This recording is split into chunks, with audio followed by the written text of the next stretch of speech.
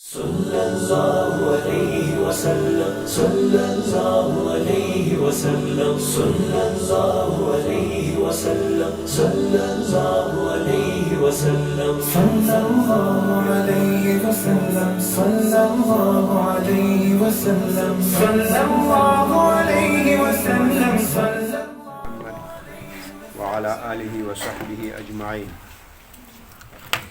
وبعد موږ تاسې د سیاست فقهي څلور معناګانې کړې وې په مخکې درس کې هم د سیاست څلور فقهي معناګانې کړې وې یو دا موږ ویلي وو لکه بحر رایق ملا صاحب لیکي رسمت د دې سیاست تعریف سوی بأنها القانون الموضوع لرعاية الآداب والمصالح وانتظام الأحوال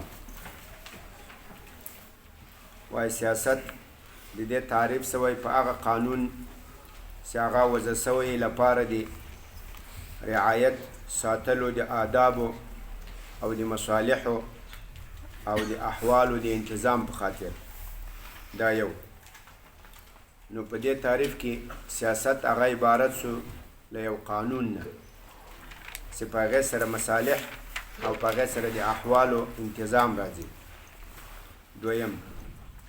دویم ویلی و لکه د رد محتار ملا صاحب لیکي وایي د سیاست تعریف سوی بأنها تغلیظ جنایة لها حکم شرعي حسما لمادة الفساد وای دا تشدید ده په یو شرعي حکم کې په یو شرعي حد کې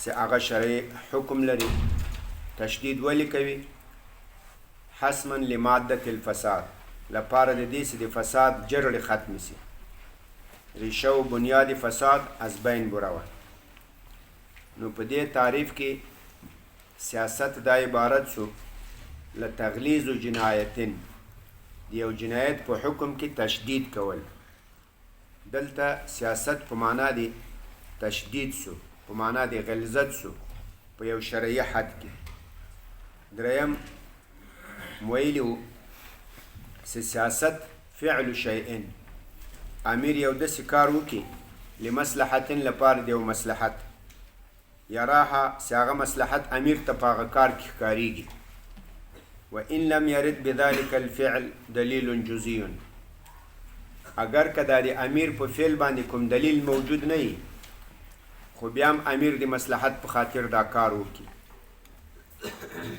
دا تعریف هم بحر رایق ملا صاحب ذکر کړی په دې کې مثال ویلي لکه عثمان رضی الله تعالی عنه ټول مسلمانان په یو قرآن را جمع کړل او هغه نور قراءات یا نور قرآنونه چې نورو صحابو را نقل کړي وو هغه یې لرې کړل اوس په دې باندې له عثمان تانو سره کوم دلیل نه و ځکه خو ټول له نبی اسلام نه اورېدل سوي وو خو د دې ټولو قرآنونو په بقا کې یو فساد و هغه دا و چې هلته بعضې مسلمانانو یو په بل باندې کفر فتوا صادره کړې وه نو دلته د سیاست تعریف وسو فعل الحاکم حاکم یو فعل وکړي دا درېیمه معنا شوه څلورم سیاست په معنا د تعزیراتو سره لکه هغه ابن عابدین فتاوای شامی صاحب وایي سیاست په معنا د تعزیراتو راځي لکه په ډېرو ځایو کې چې تعزیر ذکر سي وایي دا سیاستن سو لکه مثلا تغریب د زانی بکر وسی تغریب عامن وایي دا سیاستن ده یعنی حد نه ده دا یو تعزیر ده یو جزا ده د لره سیاستن له دې ټولو تعریفونو نه دا معلومه سوه چې د مسلمانانو په نسب باندې یا د مسلمانانو علماو په نسب باندې د سیاست معنا دا یو عامه معنا ده هر هغه قانون یا د حاکم فیصله یا هغه تعزیر یا تغلیظ فی حکم شرعی چې په هغې کې مصلحت د امت پروتي دې ته دوی سیاست وایي نو هر کار که هغه یو قانون وضع سي د مصلحت په خاطر یا په یو تعزیر کې تشدید وسي د مصلحت په خاطر یا حاکم په یو خبره کې مصلحت وویني او په هغې فیصله وکړي دې ټولو ته سیاست ویل کېږي. نو د اسلامي علماو په نسبت باندې د سیاست مفهوم دا یو عام مفهوم ده. هر هغه کړنه یا هر هغه قانون یا هر هغه عمل چې په هغې کې مصلحت عامه پروت وي دې ته سیاست ویل کېږي. دا د اسلامي علماو په نسبت باندې. خو دا معاصر علما هغوی سیاست بیا په یو خاصه معنا سره تعریفوي. که نن سبا تاسې مثال له یو سیاستدان سره یا یو د سیاست له عالم سره کینی، هغوی بیا سیاست ته یو خاص تعریف کوي. هغوی سیاست هغو شي ته وایي چې هغه د دولت سره او د نظام د جوړولو له دې سره تعلق لري. هغوی تعریف داسې کوي سیاست چاته وایي؟ معرفة كل ما يتعلق بفن حكم دولة وإدارة علاقاتها الداخلية والخارجية. وای سیاست دا پیژندل د ټولو هغو قوانینو پیژندلو ته سیاست وایي کوم چې له دولت سره تړاو لري، او ټول هغه قوانین چې هغه د دولت له داخلي او خارجي علایقو نه بحث کوي دې ته سیاست وایي. دا د معاصرو په نسبت باندې سیاست تعریف ده.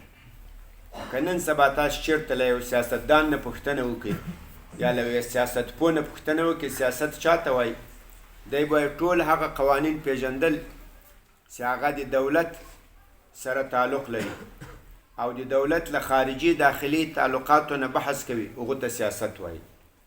نو د دې په نسبت باندې سیاست صرف هغه ده چې هغه د دولت د راتلو او یا د دولت د قیام له طریقې سره تعلق لري او د دولت داخلي او خارجي تعلقات څېړي، دې ته دوی سیاست وایي. په دې دواړو کې اوس کوم تعریف غوره ده؟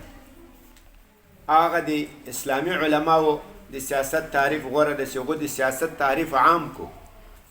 که هغه د حاکم یو خاصه فیصله وي، که هغه یو قانون وي، که هغه تعزیر وي، که هغه یو بله کړنه وي چې په هغو کې مصلحت عامه پروت وي، آیا دغه تعریف غوره ده؟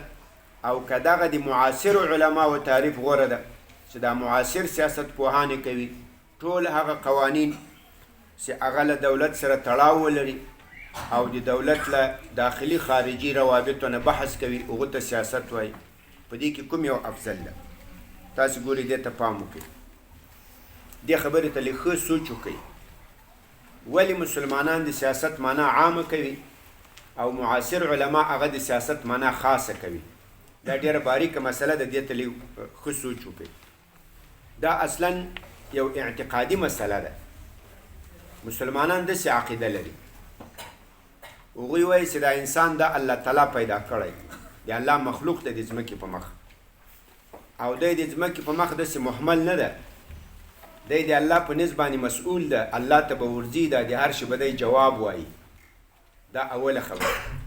نو موږ د ځمکې په مخ چې کوم ژوند کوو دا ژوند موږ ته الله را کړی ده، موږ به د دغو خپل ژوند جواب الله ته یو وخت وایو چې تا په کومه طریقه ژوند وکړو، دا جواب به موږ وایو. یو دا خبر زده کړئ. دویمه خبر داسې ده انسان د ځمکې په مخ تنها ژوند نه خوښوي. هغه کتابو کې چې وایي چې انسان مدني طبع ده، انسان مدنیت خوښوي، انسان ته ټولنه خوند ورکوي، انسان په ټولنه کې ژوند کول غواړي، تنها ژوند چاته خوند نه ورکوي. او دا ولې؟ ځکه د انسانانو دا حاجات یو له بل سره تړلي دي، مصالح یو له بل سره تړلي دي. اوس موږ تاسې که د خپل شاوخوا ته وګورو، د موږ د حاجاتو کې داسې کارونه دي چې هغه ډېر نورو راته کړي دي، او موږ بعضې کارونه کوو چې په هغو کې نورو ته خیر رسېږي، نور خلک یې موږ ته کوي. مثال که موږ د خپلې جامې وګورو، د خپلې عینکې وګورو، دا موبایل وګورو، دا میز وګورو، دا کوم فرش چې پې ناست یو، دا شاوخوا اطاق وګورو، دا ټول د انسانان یو له بل سره د دې مصالح تعلق لري. نو ځکه انسانان مشترک ژوند غواړي. یو سړی په تنها سر یا یو څو کسان په تنها سر باندې 5-6 کسان هغه خپل ټول مصالح نسی برابرولی، نو ځکه انسان ته په ټولنه کې ژوند کول دا خوند ورکوي. او د انسانانو دا مصالح سره تړلي دي، مصالح سره تړلي دي، خو دلته بیا تبایع سره مختلف دي. څه مطلب؟ غوښتنې کله کله د انسانانو مختلف سي. بعضې انسانان غواړي په زور باندې خپل مصالح حاصل کړي، بعضې غواړي په چل باندې حاصل کړي، بعضې غواړي په غلا او په دې سره خپل مصالح حاصل کړي. ځکه په معاشره کې بعضې خلک غلا کوي، بعضې خلک ظلم کوي، بعضې خلک دوکه کوي، ځکه د دې هغه طبایع بیا مختلف دي. نو د انسانانو مصالح سره شریک سول خو طبیعتونه مخالف سول. نو اوس د دې لپاره چې د انسانانو دا مشترک مصالح خوندي سي او بعضې مختلف طبایع وال چې دي هغه په معاشره کې فساد جوړ نه کړي، دا یو قانون ته حاجت لري، دا یو اصولو ته حاجت لري. هغه به داسې عادلانه قانون وي چې هم به د دې مصالح خوندي کوي او هم به د بعضې شرپسندو خلکو د هغو د شر مخه نیسي.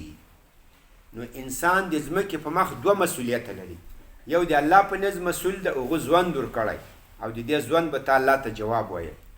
بل انسان په معاشره کې اوسي مصالح له نورو سره شریک دي، تنها خپل مصالح نسي پوره کولی، خو په دې معاشره کې بیا طبیعتونه مختلف دي. بعضې خلک خپل مصالح په غلا، بعضې په زور، بعضې په چل حاصلوي او دا فساد ته مفضي کیږي. اوس د دې لپاره یو قانون پکار ده چې څوک داسې ژوند انسان داسې ژوند وکړي چې هغه چا ژوند ورکړی د هغو حق هم خوندي سي، د الله حق، حق الله علی العباد. او دا انسان داسې ژوند وکړي چې داسې خپل مصالح پوره کوي، د نورو مصالح په ضرر کې وانه چوي. داسې خپله ګټه حاصلوي، بل ته به تاوان نه رسوي. داسې ګټه به خپله فایده به داسې حاصلوي چې د بل هم در سره فایده وي. مثلا اوس موږ تاسې غواړو چې ډوډۍ وخورو. اوس ډوډۍ دا د موږ یو مصلحت ده، د موږ یو منفعت ده، موږ یو ضرورت ده، خو دا ډوډۍ به داسې نه خورو چې بل ته تاوان ورسوو. داسې خوراک به کوو چې بل ته هم ګټه ورسوو. وربسو نانوای ته به روپۍ ورکړو، هغونه به ډوډۍ واخلو. قصاب ته به روپۍ ورکړو، هغونه به غوښه واخلو. بل دکاندار ته به روپۍ ورکړو، هغونه به غوړي واخلو. دارنګه د هغو هم فایده سوه، د امام فایده سوه، د امام مصلحت خوندي سو، د هغو هم خوندي سو. په معاشره کې به فساد نه راځي. او که زه توپانچه راواخلم قصاب ته وایم چې 2 کیلو غوښه وتره، که نه یې ولم دي، دا له دې نه واخلم. بل ته وایم چې 10 ډوډۍ راکړه، که نه یې ولم دي، دا له دې نه راواخلم. د ما مصلحت خو خوندي سو، خو د قصابو، د نانوایو، د بل دکاندار، د بقال، د هغو کار مې ور خراب کړو. اوس د دغو لپاره باید یو قانون جوړ سي، باید اصول جوړ سي چې په دې ژوند کې د الله حق هم تا ادا کړی او په دې ژوند کې د اجتماعي مصلحت منافع هم خوندي کړي. دغو قانون ته، دغو اصولو ته اسلامي سیاست وایي. نو اسلامي سیاست هغه هم دنیوي مصالحو ته متضمن ده، هم اخروي مصالحو ته متضمن ده. اسلامي سیاست چې تعریفوي لکه وروسته به ووایو، په هغو کې به دنیوي مصالح هم خوندي وي. داسې عادلانه قانون اصول به جوړوي چې تا مصالح هم حاصل سي او د نورو په مصالحو تیاری تجاوز ونه سي. او له دې سره سره د الله حق چا چې تا ته دا ژوند درکړی د هغو حق هم ادا سي. او راغلو دا معاصر سیاست پوهان، د معاصر سیاست پوهان هغه خالی له دولت او د دولت له تشکیل نه بحث کوي، له آخرت سره تعلق نه ورکوي.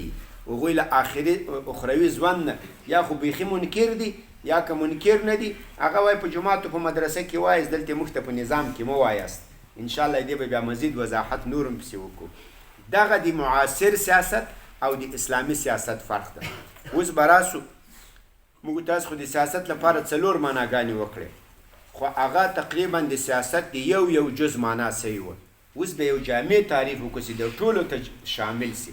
دا تعریف چا کړی ده؟ دا تعریف یو حنفي عالم ده، ابو البقاء الکفوي الحنفي، حنفي عالم ده. هغه کتاب لیکلی ده الکلیات. په دې کلیات کې دی وایي ان سیاست المطلقه، یا سیاست مطلق، له مطلق نه مراد کامل ده. کله چې شی مطلق ذکر سي مراد جنې فرد کامل وي. السیاست المطلقه سیاست کامله، یعنی دا د سیاست جامع تعریف ده، ادي کامل سیاست تعریف ده. مخکې چې موږ 4 اقسام ذکر کړو، 4 تعریف په مختلفو کتابو کې. هغه په سیاست کې د یو جز تعریف و، د سیاست کې د یو فرد تعریف و، د یو نوع تعریف و. د سیاست مطلقه تعریف دا ده، د سیاست کامله. دا چاته وایي؟ هي اصلاح الخلق، دا د الله د بندگانو اصلاح ده، بارشادهم الى الطريق المنجي، پر رسولو د دې سره. ارشد یرشد، ارشاد هدایت کول، چې دې ته هدایت وسي، موږ د دې هدایت وکړو الى الطريق، داسې لارې ته، المنجي فی العاجله، چې هغه دې ته نجات ورکړي، فی العاجل انجا ینجی انجا نجات ته وایي چې دوی ته نجات ورکړي فی العاجل په دا نږدې ژوند کې د دنیا په ژوند کې د دنیا په ژوند کې له فساد نه خلاص سي له غلاو نه خلاص سي له ظلم نه بچ سي والعاجل او دوی ته نجات ورکړي فی العاجل په هغه وروستني ژوند کې چې هغه د آخرت ژوند ده یعنی په دې دنیا کې د الله تعالی اطاعت او بندګي کړې وي په آخرت کې بیا دوی له عذاب نه خلاص سي على الخاصة والعامة دغه سیاست مطلقه دا به په خاصو په عوامو په ټولو باندې له سیاست کامله نه څوک وتلی نه دي څوک داسې نسي ویلی چې زه په دې کې نه یم شامل دا به په خواصو په عوامو په ټولو باندې فی ظواهرهم و بواطنهم او سیاست کامله هغه د خلکو په ظاهر او په باطن باندې وي په ظاهر باندې خلک اطاعت کوي په باطن کې خلک خپل سیاست مدار ته یا څوک چې په دې کې سیاست رانی کوي هغه ته شرعاً معتقد وي په هغه باندې شرعي اعتقاد لري باور لري چې دا ما حق لارې ته بوځي وهي انما تكون من الانبیاء وای دا سیاست مطلقه سیاست کامله چې هغه ارشاد د خلکو وکړي و داسې طریقې ته چې هغه منجي فی العاجل وي او فی الآجل وي په دنیا او په آخرت کې تا ته نجات درکوي او دا سیاست په خاص او په عام په ټولو باندې وي او د خلکو په ظاهر او په باطن باندې وي وای دغه انبیاو ته حاصل ده اوس انبیاو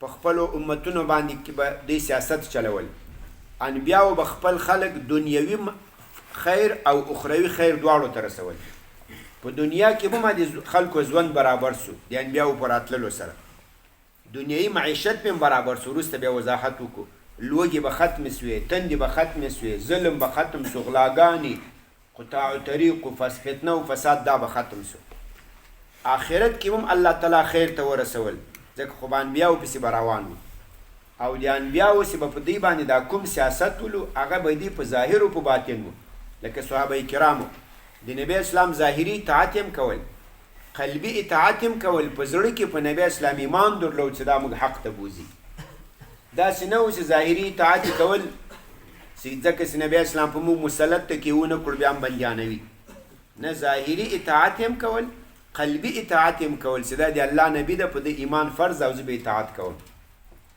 دغه سیاست مطلقه دا صرف انبیاو لره ده له انبیاو نه را دې خواته بیا نورو پاچیانو دیته سیاست یا سلطه علی ظاهر وي خو قلبا بعضې خلک جنې خوښ نه وي بس د دې په خاطر چې امن و امان راوستی تسلیموي او یوازې علماو ته هغو ته باطني سیاست وي په باطن کې خلک مني چې دا نیکان صالحان خلک دي خو نور هغه سلطه نه لري غلبه نه لري په ظاهر کې بیا په خلکو باندې مسلط نه دي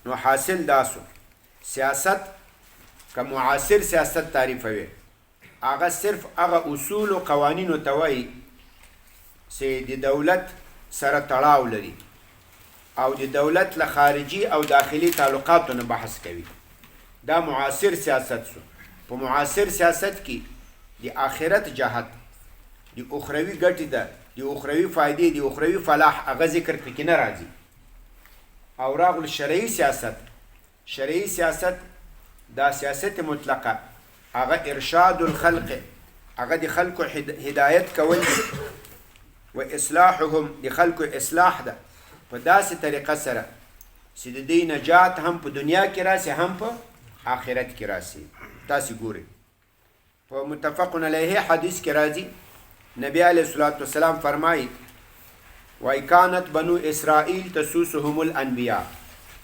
وای بنو اسرائیل ول چې په دې کې به سیاست چلول انبیاو کلما هلک نبی خلفه نبی هر کله چې به یو نبی وفات سو بل نبی به د هغه په ځای باندې خلیفه سو قایم مقام سو په خلکو کې به سیاست کول نو اصلا سیاست مطلقه سیاست کامله په رعیت په امت کې د انبیاو طریقه ده او وروسته به تفصیل وکړو انبیاو په خلکو کې همدغسې سیاست کړی هم یې دنیا ورته جوړه کړې هم یې آخرت ورته جوړ کړی دواړه جهتونه ورته جوړ کړي لکه اوس به دا د تفصیل وکړو مثال دی خبرې یوسف علیه السلام اوس دا د خپل وخت نبی و یوسف علیه السلام هغه په خپل وخت کې خلک توحید ته دعوت کول، که په بندیخانه کې هم توحید ته دعوت کول، کله بندیخانې نه بهر هم خلک توحید ته دعوت کول، د خلکو عقاید جوړول، د خلکو د آخرت اصلاح کول، ځکه آخرت دا په اعمال صالحه او په عقایدو په دې جوړېږي. خو کله چې په دې مصر په دې شاوخوا منطقه، په مصر او په شام او په عراق او په اردن، په دغه منطقه په لیبیا، په دې منطقه کې کله قحطي را روانه وه، وچکالي را روانه وه. یوسف علیه السلام بیا د علم اقتصاد په رڼا کې داسې اقتصادي تدابیر ونیولل چې د مصر خلک خو پرېږده چې له وچکالي او له قحطي نه بچ سو، شاوخوا ملکونه هم له قحطي نه ورسره بچ سو. د یوسف علیه السلام ورونه چې 2 وارې دلته راغلو، له شام نه، له کنعان نه، چې په سلګونو کیلومتره لرې ځای ده. دارنګه له شاوخوا له نورو ځایو مصر ته راتلل له یوسف علیه السلام چې بې غلې دانې وړلې. هغه ورونه ولې راغلل؟ هغه ځکه په شام کې وچکالي وله، ورې غلې دانې نه وې، نو هغو ته چا ویل په مصر کې یو پاچا ده، یا وزیر خزانه ده، وزیر مالیه ده، وزیر اقتصاد ده، هغو ډېرې غلې دانې ساتلي دي، راځي ورسو. څو وارې ورته راغلو؟ 2 وارې. 3م وارې ټول خاندان پسې راوستل، سره ویې پېژندل. نو یوسف علیه السلام داسې نه و، د سیاست نه چلول چې صرف د خلکو عقیده یې جوړوله، صرف د خلکو ایمانیات اعمال صالحه یې جوړول. دنیایي هم داسې ترتیب ونیو چې د مصر خلک په دې شاوخوا منطقه کې له ټولو نه آسوده او آرام خلک وو، بلکې د شاوخوا د نورو ملکو خلک راتلل له مصر چې به غلې او دانې وړلې. دا د چا له سیاست له وجې نه؟ دا د یوسف علیه السلام. نو په اسلامي سیاست کې عاجل او آجل، دنیوي او اخروي، دواړه ښېګړې به پکې ملحوظ وي. صرف دنیا به نه جوړوي لکه معاصر سیاست غوندي، د دنیا غم به نه کوي، د آخرت غم به هم کوي. دغه سیاست اصلا د انبیاو سیاست ده. کانت بنو اسرائیل تسوسهم الانبیاء. بل مثال ته ګوري، نوح علیه السلام. نوح علیه السلام 900 کاله خپل قوم ته دعوت او تبلیغ وکړو، د خپل قوم اصلاح یې وکړه، د هغو عقاید اعمال یې جوړ کړل. خو 900 کاله وروسته چې کله طوفان راځي یا الله تعالی عذاب راځي، نوح علیه السلام دې ته یو کشتۍ جوړوي. دا کشتۍ هغه د علم، د عصري علم په رڼا کې ورته جوړه کړه. ځکه اوس که د خپل خلکو ته کشتۍ جوړه نه کړي، نو دا مسلمانان به بیا په دې طوفان کې غرق سي، ټول به هلاک سي، دنیا به خرابه سي، آخرت خو جوړ سو د مسلمانانو. ځکه خو 900 کاله دې ورته دعوت او تبلیغ کړی، خلک مسلمانان دي، نیکان دي، صالحان دي. اوس عذاب راځي، نو د عذاب له طوفان نه به څنګه بچ کوي؟ د علم په رڼا کې هغو ته یو کشتۍ جوړه کړه، په دې کې خپل قوم، خپل مسلمانان له ځان سره بچ کړو. نو نوح علیه السلام خپلو خلکو صرف د آخرت غم یې ورسره و، که د دنیا غم هم ورسره و، د دنیا. همغه اوس کله طوفان راغی، د نوح علیه السلام او د ده ملګري د دې د دغو دنیوي خدمت په لحاظ چې د دنیا په حساب د یو خدمت ورته کړی و، هغه دیني خدمت خو پرېږده چې د عقیده او ایمان یې جوړ کړی و، د دغو دنیوي خدمت په بنا باندې هغه بچ سو.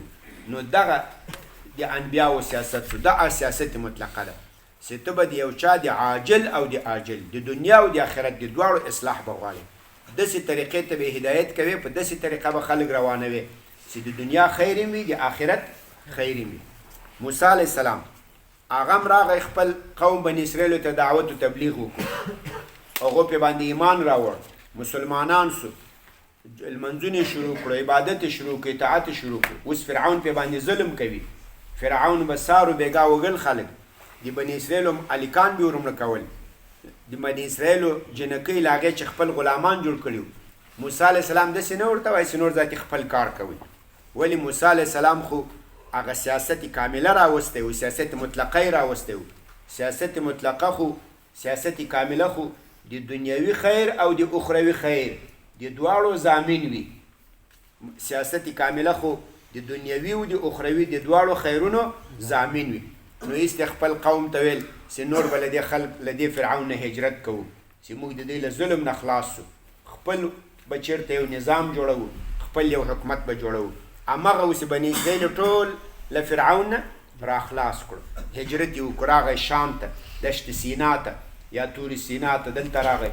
هلته دوی ته خپل نظام جوړ کړ د فرعون له وهلو ټکولو مړه کولو له دې نه خلاص شو. یا دې موږ تاسې نبی صلی الله علیه وسلم محمد صلی الله علیه وسلم هغه 14 کاله مکه مکرمه کې خلکو ته دعوت او تبلیغ وکړو، توحید یې ورسول، رسالت یې ورسول، حق دین یې ورته ورسول. ډېرو صحابه په ده باندې ایمان راوړ، خو کله چې په دې پوه شو چې د مکې خلک ایمان نه راوړي بلکې بالمقابل د ما د ملګرو انډیوالانو تعذیب کوي، د ما د ملګرو انډیوالانو دنیوي ژوند یې ور خراب کړی، د ما د هغو د دنیا ژوند په خطره کې ده. عقیده خو جوړه سو، ایمان خو جوړ سو، دنیا کار کمزوری دی. دنیا کار څنګه ده؟ خراب ده. ایسته نبی علیه الصلاة والسلام به په قومونو ګرځېدو، کله چې به په حج کې خلک راغلو، حج د ابراهیم علیه السلام له وخت نه مشروع و، خلک راتلل، اگر که مشرکینو خپل خرافات پکې اچولي خو حج به خلکو کول. نبی علیه الصلاة والسلام به د حج په موسم کې په مختلفو قومو ګرځېدو، هغو ته به ځان پیش کول چې څوک د ماته امان راکړي، څوک داسې ماته جای راکړي. همغه اوس انصارو د مدینې د نبی علیه الصلاة والسلام لبیک وویل، اجابت یې وکړو.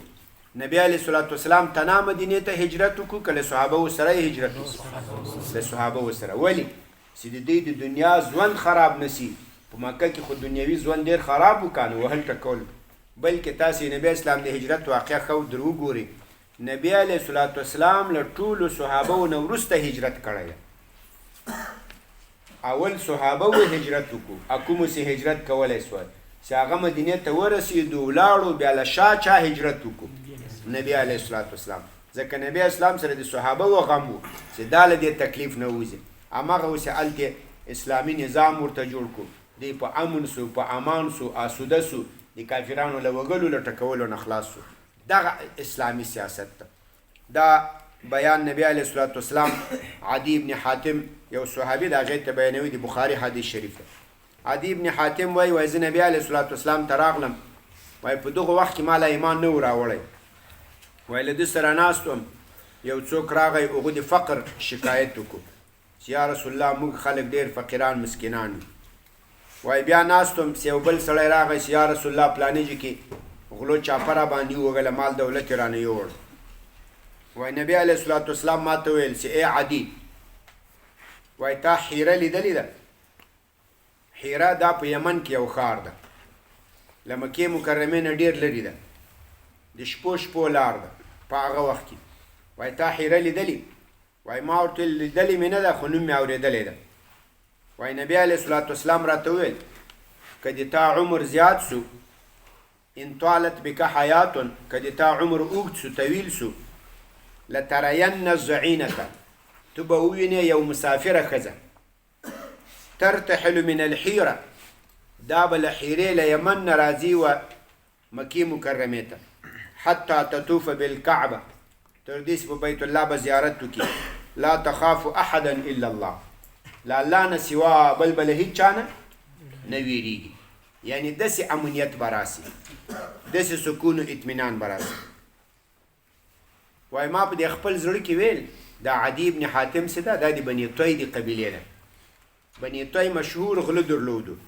وایي ما په دا خپل زړه کې ویل چې د موږ د قوم غله به چېرته وي چې دا ښځه به تنا روانه وي. وایي ما په زړه کې دا ویل.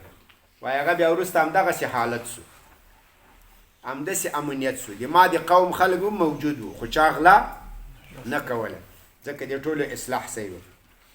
وایي بیا نبی علیه الصلاة والسلام راته وویل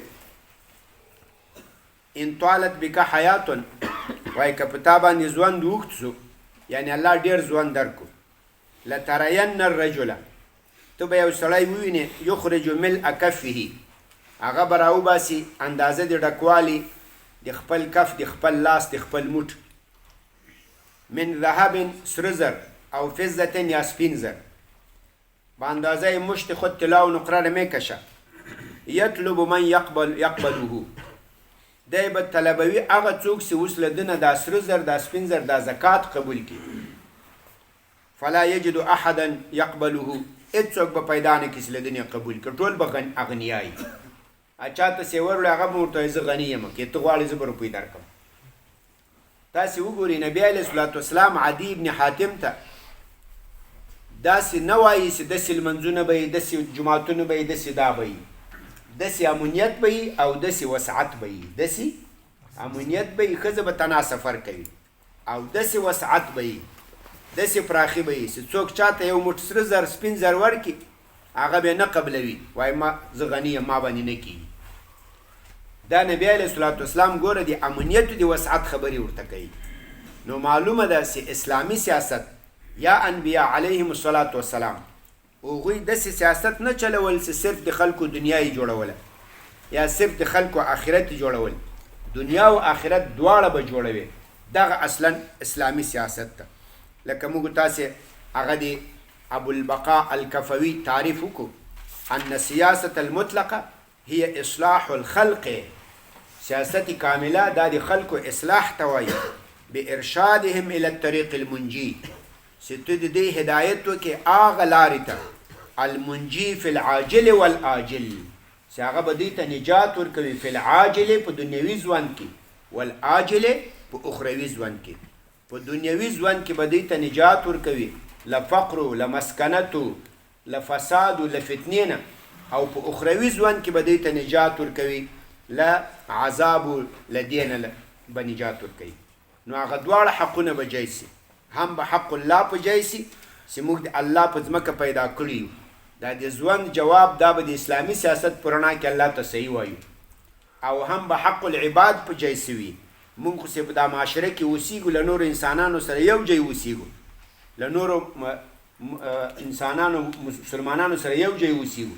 نو داسې ژوند به نه کوم چې د بل مسلمان حق وخورم، د بل مسلمان حق ضایع کړم، بلکې د مسلمانانو حق به ورکوم، خپل مصالح به په صحیح طریقه حاصلوم، او الله ما ته په ځمکه ژوند را کړی د الله حق به ادا کوم. دا اسلامي سیاست شو. او راغلو معاصر سیاست، هغه مو ویل ټول هغه قوانین چې هغه له دولت سره تړاو لري او د دولت له خارجي او داخلي تعلقاتو نه بحث کوي، دې ته سیاست وایي. دا صرف له دولت سره تعلق لري، نور صلاح دنیوي پکې ملحوظ ده، اخروي صلاح هغه بالکل پکې ذکر سوي نه ده، نه ورته اشاره سوي. او د دې به انشاءالله بیا مزید وضاحت وکړو چې موږ د اسلامي سیاست پیژندلو ته څه حاجت لرو، څه ضرورت لرو، دې سیاستو د غیر اسلامي سیاست منځ کې فرق څه ده، او د بعضې مسلمانانو کمزوري به انشاءالله په دې اعتبار باندې بیان کړو. نور سبق بس کوو، صرف د سیاست موضوع او د سیاست غرض دا دواړه بیانوو. د سیاست موضوع د عصري د معاصر سیاست، یغو سیاست موضوع خو هغه دولت ده او تعلقات د دولت داخلي و خارجي. په معاصر سیاست کې موضوع معاصر سیاست هغه له دولت نه بحث کوي، د دولت له قوانینو نه بحث کوي، د دولت له خارجي داخلي تعلقاتو نه بحث کوي. او د شرعي سیاست موضوع، په شرعي سیاست کې موضوع ټول هغه شیونات دي چې هغه د امت مسلمه له اخروي او دنیوي صلاح سره تعلق نیسي. د شرعي سیاست موضوع ټول هغه شیونات، ټول هغه خبرې چې هغه د امت مسلمه د دنیوي او اخروي صلاح سره تعلق لري. ښه، د سیاست د معاصر سیاست غرض څه شی ده؟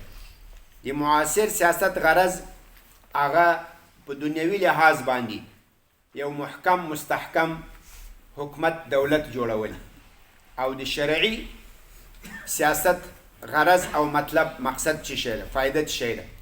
هغه په تعریف کې وویل هغه ارشاد د خلکو داسې طریقې ته المنجي فی العاجل والآجل.